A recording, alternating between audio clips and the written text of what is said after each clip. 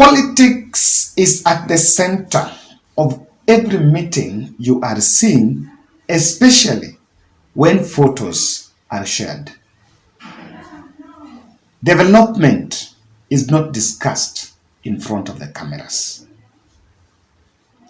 When you see it being shared to the public, it is for politics. I am speaking about the latest demand that William Ruto decided to put for the ODM rebel MPs, and the group is already becoming scattered. They can't speak in one voice. This is what is emerging. President Ruto is putting Jalan'go, Nisho Diambo, MP, Mark Nyamita, Kisumu Senator, Karoli Mondi, and the others, and Gideon Ochanda, the member of parliament, that while they speak about the said development, but they must form a liberation force against Raila in Nyanza. They must form a strong liberation caucus. Right. That's it. And that's why we talk about politics. Now, what has happened here is the caucusing, Shakir Shabir, who is also a member of this group, is saying that he has declined, or rather has declined to form that caucus, or rather to be part of it, because he's saying as an independent candidate. Gideon Ochanda is supposed to be the chairman of the said liberation. You know, Gideon Ochanda is Raila Odinga's member of parliament, and so it would make more political news when the likes of Gideon Ochanda are actually the ones that are leading the anti-Raila development liberation team. And Jalan'go is supposed to be the secretary. Now, I'm even wondering, those who are in the front line, wale ambao walianza kitambo, amongst all that group is Karoli Omondi. Why is he not? And how successful is this? Because this meeting, or rather this caucus, was to be strong on development. Mark Nyamita is saying, on politics, we are bona fide members of ODM, but on development, we're working with William Ruto. Are they up to the task to take on Raila Odinga? And if it was development, why the more of a former force?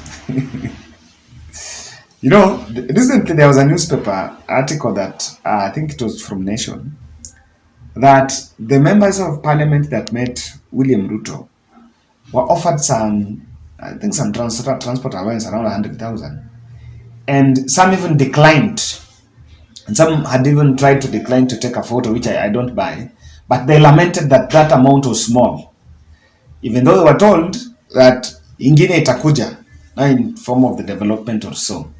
So there is already personal fortune, but the move by William Ruto to ask, or rather UDA to ask this Nyanza caucus to form a team, is a rope that is being given to them to go and hang themselves before the voters. I'm not saying it's impossible. It's not impossible. Let me give you a short story. After 2013, let me take you to 2013. After 2013, there was, Raila had lost now the election in 2013, and Evans Odiambo Kidero was the governor here. And by that time, then the discussion came up that he had some breakaway from ODM, so that he wanted to be the next kingpin, some sort of. And I remember, despite of then, he gave, and he broke ranks with Raila Odinga. But then many people don't know. After hiyo, alianza kutembea kisema Raila mezeka, Raila nini, Raila this, Raila that. And he was trying to create that breakaway so that he would wrestle the voting constituency from Raila Odinga. Partly, that's why even he never made it in 2017. Partly. Because he was flawed by Sonko, if I'm not wrong. Now, The current Ugunja member of parliament, now David Ochieng, had organized a meeting with some youth wing, and some good friend of mine who was close to him was telling me. And they had started, they were to go, I don't know, to Siaya, Jivanji, and some place, and start off some youth wing against ODM. Then they were called by Mama Ida in Bondo. The story was suppressed like within a minute. It was because of the legends of ODM. I'm just giving you that to know that the kind of environment. So the team is yet to gel in terms of the big ambition because people fear. For example, I wonder how gay member of parliament is going to do that in CIA, in game. It's not easy. You may want to do it, but it doesn't look easy. The same with Jalan'go here in Nairobi. So this is something that I want us to look at, the interpretation of this call by William Ruto. But before we do that, if you're watching this video for the first time, I want to humbly request you to subscribe to our channel. Na pia nataka niseme asante sana kwa wale ambao pia wamesubscribe. That's one way to help this channel grow. Asanteni sana. Click the notification bell so that when we publish the videos, you'll always be notified. So hakuna video itakupita. You know, this caucus was not supposed to be political. But do they have the power to confront Raila in Nyanza?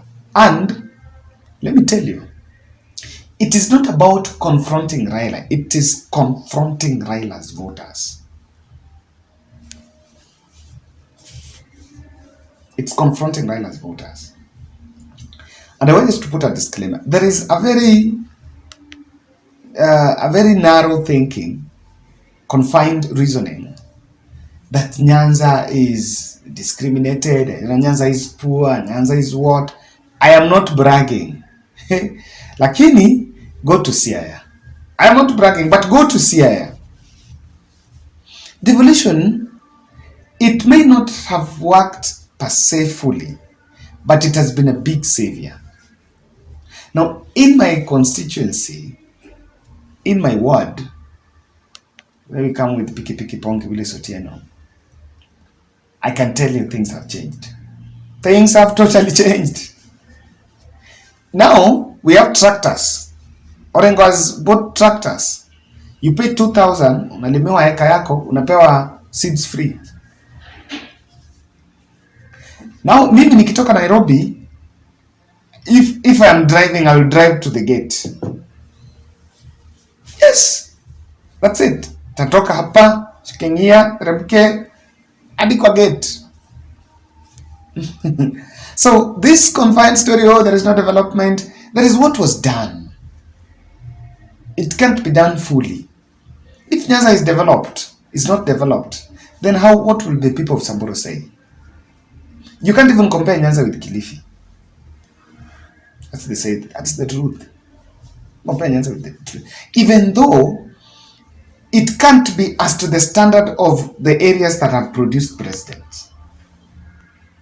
Of course, kama Uhuru anatoka Central has had president for all that time.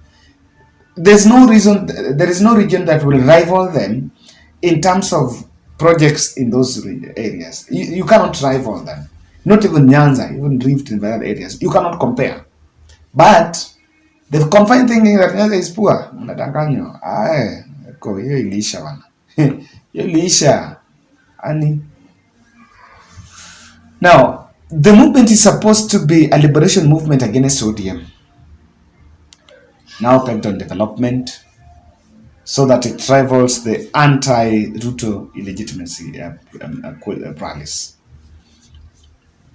Now, what they should do, and I can tell you, is they must present development that have finally come because of those meetings. Honestly, it must be that. We have marine school in Kisumu. It was started at the handshake when that port, Kisumu port, was activated. Na shule ilifaa ifunguliwe last year 2021 May.